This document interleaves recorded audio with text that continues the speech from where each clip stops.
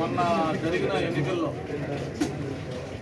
ఆంధ్రప్రదేశ్ రాష్ట్రం మొత్తం కూడా కూటమి ఘన విజయం సాధించిన తర్వాత చంద్రబాబు నాయుడు గారి నాయకత్వంలో కొత్త ప్రభుత్వం ఏర్పడిన తర్వాత మరి ఈరోజు క్యాబినెట్లో కీలకమైన శాఖ ఎంఏయుడి ఆ శాఖ మంత్రిగా ఉన్న నారాయణ గారు విశాఖపట్నం మొన్న మధ్యలో ఒకసారి వచ్చినప్పుడు కూడా మన ఎలక్షన్ కోడ్ ఉండటం వల్ల ఆ రోజు అధికారిక పర్యటనలు కానీ లేకపోతే అధికారులతో సమీక్షలు కానీ లేకపోతే ఇటువంటి సైడ్ విజిట్లు కానీ ఏమి ఆ రోజు చేయలేకపోవడం వల్ల రోజు వచ్చిపోయినా కూడా అఫిషియల్గా అయింది మొట్టమొదటి ట్రిప్ విశాఖపట్నం.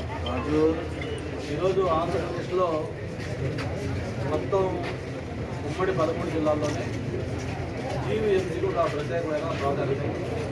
ఎందుకంటే 20 లక్షల పాపులేషన్ తోటి 95,000 వార్డులతోటి మరి స్టేట్లోనే హైయెస్ట్ రెవెన్యూ కానీ లేకపోతే డెవలప్మెంట్ యాక్టివిటీస్ కానీ ఇవన్నీ చేస్తున్న కార్పొరేషన్. దాంతోపాటు విఎంఆర్టీ ఈ రెండింటికి సంబంధించి ఒక సమీక్ష సమావేశం ఈరోజు చేయాలి.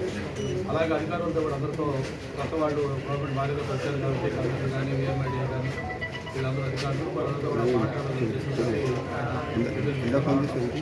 నిన్న ఈవినింగ్ వచ్చి సమీక్షలు చేసే ముందు ఫస్ట్ అలవాటు ఏంటంటే ముందు దాన్ని పూర్తిగా స్టడీ చేయాలి.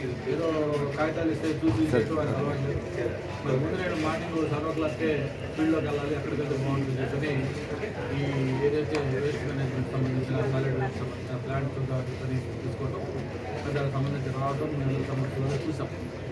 ఇది ఒక ఛాలెంజింగ్ టాస్క్. సాలిడ్ వేస్ట్ అంటే ఈరోజు నాట్ ఓన్లీ ఆంధ్రప్రదేశ్ ప్రపంచంలోనే ఒక పెద్ద ఛాలెంజింగ్ జాబ్. అటువంటి దాన్ని ఈరోజు జిల్లాల వాళ్ళు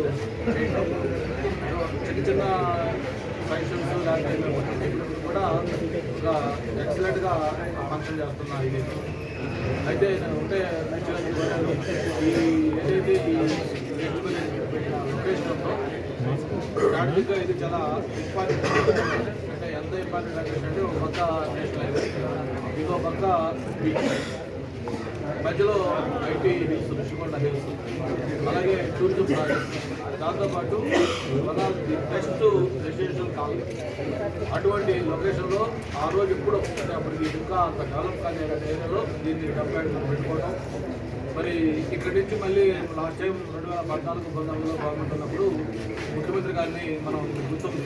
చాలామంది చిన్న జర్నలిస్టులు ఉంటారు. ఆ రోజు ఆయన బస్సులో సర్కిల్ హౌస్ నుంచి మార్నింగ్ బయలుదేరి మొత్తం బీచ్ రోడ్ మీదుగా హైవే మీదుగా మొత్తం ఎంత అని చెప్పి ఈ ఏరియా కూడా చూసినప్పుడు పబ్లిక్ ఆ రోజు చాలామంది చెప్పారు, సార్ ఇది ఎప్పుడో డంప్ యార్డ్ పెట్టినప్పుడు గత అవుట్స్కట్స్ ఇప్పుడేమో సిటీ మధ్యలోకి వచ్చింది, మెయిన్ ఏరియా ఇది కాబట్టి డంప్ యార్డ్ ఇచ్చేయమంటే అప్పుడు కమిషనర్ హెన్నాడు గారు ఉన్నారు, ఆయనకి అలాగే కలెక్టర్ ప్రైవేట్ ప్రకాష్ వీళ్ళందరితో కూడా చెప్పి అందరితో చెప్పి దీన్ని ఎలా చేస్తే బాగుంటుందని చెప్పంటే ఆల్టర్నేటివ్గా మళ్ళీ తగ్గుడు వెళ్ళని అక్కడ ఒక సైట్ కూడా ఉంటుంది. ఆ సైట్ కూడా దానికి డంప్ యార్డ్ కోసం ఫైనలైజ్ చేశారు. ఒక 2-3 టిప్పర్ల ముందు ట్రయల్ తీసుకెళ్తే అక్కడ విలేజ్ నుంచి పెద్ద రియాక్షన్ వచ్చింది, అప్రోచ్ వచ్చింది. ఇదేంటిసారి అక్కడ సిటీలో డంప్ తెచ్చి మా వాళ్ళ మీద చేస్తారా, మేము ఒక్క మంచి గొడవ చేస్తామంటే సరే అప్పుడు దాన్ని వద్దు, మళ్ళీ కొత్తగా షిఫ్ట్ చేయడం ఏది కాదు, ఇక్కడే దీన్ని ఏ విధంగా బెటర్గా చేయొచ్చు చూడండి అని చెప్పని ఆ రోజు ఆలోచించడమే దీనికి.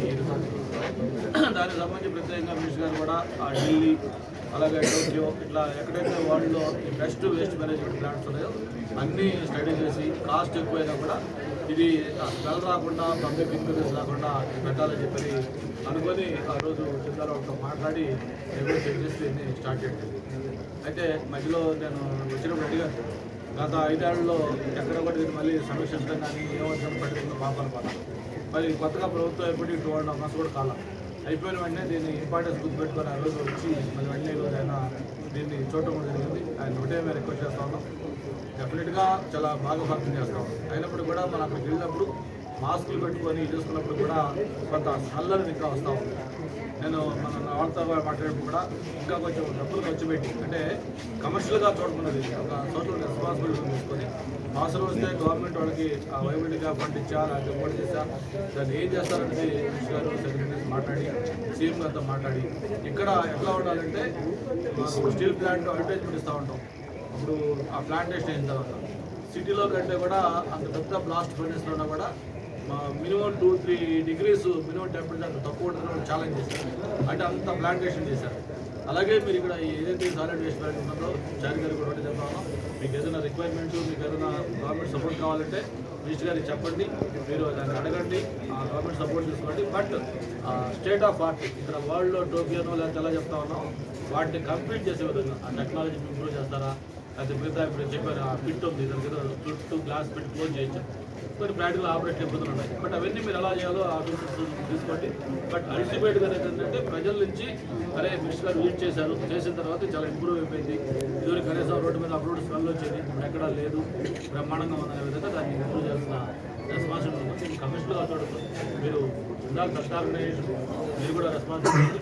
అట్లాగే మీకు ఏదైనా మీకు బియాండ్ కెపాసిటీ అవుతున్నట్టుంటే గవర్నమెంట్ సపోర్ట్ చేయండి అని చెప్పని రిక్వెస్ట్ చేస్తూ మినిస్టర్ గారికి, కమిషనర్ గారికి అందరూ కూడా నా సూటిగా ధన్యవాదాలు చెప్తున్నాను. ఈ ప్లాంట్ విజిట్ చేసి ఇది చేస్తాను.